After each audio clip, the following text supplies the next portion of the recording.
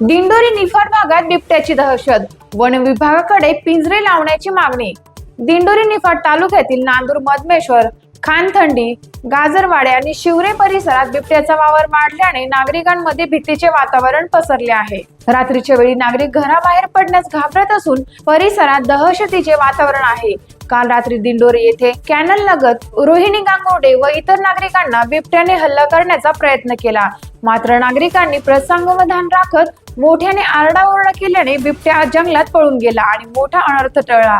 या घटनेमुळे परिसरात नागरिकांमध्ये प्रचंड भीती पसरली असून वन विभागाने तातडीने संबंधित भागात पिंजरे लावून बिबट्याचा बंदोबस्त करावा अशी तीव्र मागणी नागरिकांकडून होत आहे।